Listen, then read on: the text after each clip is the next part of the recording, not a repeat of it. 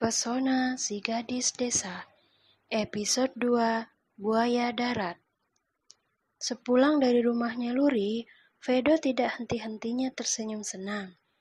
Dia terus terbayang percakapannya dengan kedua orang tua Luri yang seolah memberi lampu hijau jika ingin mendekati putri mereka. Aku rasa mendekati Paman Luyan dan Bibi Nita adalah keputusan yang sangat tepat. Seperti kata pepatah, jika ingin mendapatkan hati anaknya, maka dekati dulu orang tuanya. Dengan begini, Luri tidak akan bisa menolak lagi jika aku ingin mengajaknya berpacaran. Kau benar-benar sangat cerdas, Vedo. Dunia perbuayaan pasti akan sangat bangga jika mendengar hal ini. Kelakar Vedo sembari berjalan masuk ke dalam rumah. Saking senangnya Vedo, dia sampai tak menyadari kalau sejak tadi dirinya sedang diperhatikan oleh keluarganya. Ya, saat ini Vedo beserta adik dan kedua orang tuanya sedang berada di kediaman Bibi Leona. Mereka belum sempat kembali ke Jepang karena istri sepupunya masih belum keluar dari rumah sakit. Vedo baru tersadar dari euforianya ketika mendengar celetukan sang adik yang terang-terangan mengatainya. Lihatlah Bu, Ayah, mulut buaya itu terus saja terbuka. Aku yakin sekali dia pasti sudah menemukan mangsa yang baru. Biarkan saja, itu haknya untuk berkelana mencari pasangan. Tapi, jika ibu sampai tahu buaya ini menelan korban, barulah ibu akan membuatnya merasakan apa yang disebut hidup segan mati tak mau, sahut Abigail penuh penekanan. Kayo terkikik pelan, sedangkan buaya yang dimaksud oleh mereka kini tengah terengah kaget. Ya, harus Kayo akui kalau kakaknya ini mempunyai wajah yang sangat tampan. Namun kebiasaannya yang suka bergonta-ganti pasangan membuat Kayo menjadi gemas sendiri. Seringkali dia dan ibunya dibuat kewalahan menghadapi para wanita yang merengek meminta agar dinikahkan dengan si buaya ini. Namun si buaya akan selalu menolak dengan berbagai macam alasan. Entahlah, kakaknya ini seperti tak pernah serius menjalin hubungan dengan wanita. Dia dan keluarganya sudah kehabisan cara untuk membuat buaya ini mau bertaubat. Ibu ini kenapa lah? Tega sekali mengancamku seperti itu. Aku ini kan satu-satunya putra ibu, protes Vedo kesal. Kau juga, Kayo. Bukannya membela, kau malah mengatai kakakmu seekor buaya. Dasar adik tak punya akhlak. Tapi kan kau memang buaya, Kak. Buaya darat yang gila wanita, sahut Kayo mengejek. Mana ada seperti itu, fitnah saja kau.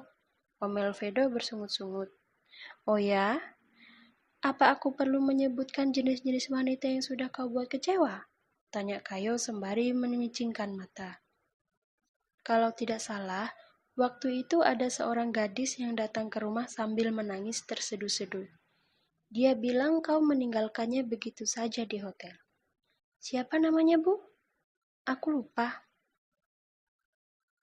Namanya Kanita. Dia anak dari salah satu rekan bisnis ayahmu, jawab Abigail seraya mengulum senyum. Vedo langsung menoleh ke arah lain begitu mata semua orang terarah kepadanya. Bahkan sang ayah yang biasanya berpihak padanya, kali ini ikut melayangkan tatapan yang cukup tajam. Matilah aku. Kenapa juga Kayo dan ibu harus membahas tentang Kania di depan ayah? Ini sih namanya cari mati, batin Vedo risau. Hei Bung, apa benar kau sudah meniduri Kanita? Tanya Mateo dingin. Hanya sekali ayah. Itu pun dia duluan yang menggodaku, jawab Vedo mencoba untuk membela diri. Jangan percaya kata-kata buaya itu, ayah. Tidak akan ada wanita yang mau dengannya kalau bukan dia dulu yang bermain mata. Timpal Kayo memanaskan keadaan. Hei, apa-apaan kau? Jangan jadi kompor meleduk ya. Vedo langsung memelototkan mata ke arah adiknya. Sungguh, ingin rasanya dia menjahit mulut Kayo supaya garis itu tidak membuat keadaan semakin runyam. Membuat pusing saja. Benar, hanya sekali. cecar Mateo tak percaya. Seingatku sih memang hanya 1 kali ya. Sungguh. Kau menyebar benih kecebong di dalam rahimnya tidak? Ucap Mateo memastikan. Abigail yang sedang menikmati tehnya hampir saja tersedak. Dia lalu menatap tajam ke arah suaminya yang baru saja mengeluarkan kata-kata aneh. Matt, jadilah ayah yang baik untuk kedua anak kita. Sekali lagi aku mendengar kau dan Vedo membicarakan hal yang tidak masuk akal, maka bersiaplah untuk tidur di jalanan. Aku sungguh tidak keberatan menjadi seorang janda karena di luar sana ada banyak pria yang mengantri untuk menikahiku. Gertak Abigail kesal. Dia lalu melihat ke arah putrinya. Kayo, kau tidak masalah bukan jika mempunyai ayah tiri? Sudut bibir Kayo berkedut. Dia suka sekali jika ibunya sudah mengeluarkan ancaman yang membuat ayahnya tidak bisa berkutik lagi. Dengan tampang polos yang dibuat-buat, Kayo menganggukkan kepala. Aku sama sekali tidak masalah jika ibu ingin menikah lagi, karena tidak ada untungnya juga mempertahankan pria yang tidak benar-benar memikirkan perasaan ibu. Yang tidak berguna, sebaiknya segera dibuang ke tempat sampah. Begitu baru benar. Mateo menelan ludah. Cepat-cepat dia meraih tangan istrinya kemudian menggenggamnya dengan sangat erat. Sungguh, Mateo tidak bisa jika harus kehilangan wanita dingin ini. Dia lebih memilih kehilangan putranya yang gila wanita itu daripada harus ditinggal oleh Abigail. Sayang, kau ini bicara apa sih? Aku itu sangat mencintaimu. Aku mana mungkin mempermainkan perasaanmu.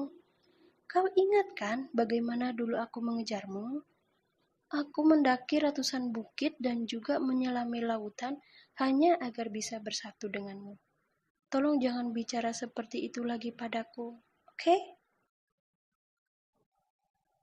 Kayo dan Vedo kompak memasang wajah seperti ingin muntah ketika mendengar bualan ayah mereka. Sungguh, pria tua ini sangat tidak tahu malu. Dia di usianya yang tak lagi muda masih saja menebar rayuan palsu pada seorang wanita. Memangnya manusia mana yang mampu mendaki ratusan bukit dan juga menyelami lautan yang tidak memiliki ujung?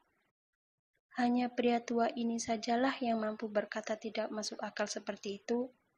Dan sialnya, pria tua tersebut adalah ayah mereka. Omong kosong, ucap Abigail dengan pipi bersemu. Abigail tentu tidak akan bisa melupakan cara gila Mateo saat ingin menaklukkan hatinya. Jika pria lain mendekati wanita dengan membawakan bunga dan juga mengajaknya makan malam romantis, maka Mateo tidak seperti itu. Pria ini dengan gaya arogannya memaksa Abigail untuk menjadi pasangannya. Bahkan tak jarang Abigail dibuat malu saat Mateo dengan gilanya memarahi Leona karena dia yang tak mau menemuinya. Tapi meski begitu, Abigail sangat mencintai Mateo, karena ayah dari kedua anaknya ini bersedia menerima Abigail tanpa memandang masa lalu kelam yang pernah dilewatinya. Aku serius, sayang. Di dunia ini hanya kau satu-satunya wanita yang aku cintai. Bahkan jika Tuhan menurunkan bidadari dari surga, aku hanya akan meliriknya saja. Sungguh, ucap Mateo terus meyakinkan sang istri. Ayo, rasa-rasanya aku seperti ingin muntah. Kau merasakan hal yang sama tidak? Tanya Vedo dengan sengaja menyindir ayahnya. Iya, Kak. Perutku sudah bergejolak sejak tadi. Apa kau tahu penyebabnya? Tanya Kayo ikut menyindir sang ayah. Vedo menyeringai. Ada seorang pria tua yang dengan tidak tahu malunya menebar virus cinta di ruangan ini. Itulah kenapa kita berdua merasa sangat mual. Oh, pantas saja. Mateo sama sekali tidak menggubris sindiran yang dilayangkan oleh kedua anaknya. Dia malah asik memandangi wajah istrinya yang tetap cantik meski kini usia mereka tak lagi muda. Sungguh, Matteo benar-benar sangat mencintai Abigail. Hidupnya akan terasa sangat hampa jika wanita ini sampai pergi meninggalkannya. Berhenti menatapku, Matt, tegur Abigail mulai salah tingkah. Tidak mau. Ada anak-anak di sini. Biar saja, sahut Matteo cuek. Kelakuanmu bisa mencemari otak mereka. Mata mereka memang sudah tercemar, sayang. Apalagi Vedo. Aku yakin sekali kedua bola matanya pasti sudah sering melihat dua bola kristal yang sangat lembutnya juga kenyal. Seperti milikmu, goda Matteo sembari melirik ke arah dada istrinya. Plak! Menyingkir kau dari hadapanku. Vedo dan Kayo tertawa terbahak-bahak melihat ayah mereka menjadi korban kebrutalan dari tangan ibu mereka. Dan tawa mereka kian pecah ketika mendengar suara teriakan frustasi dari lantai atas.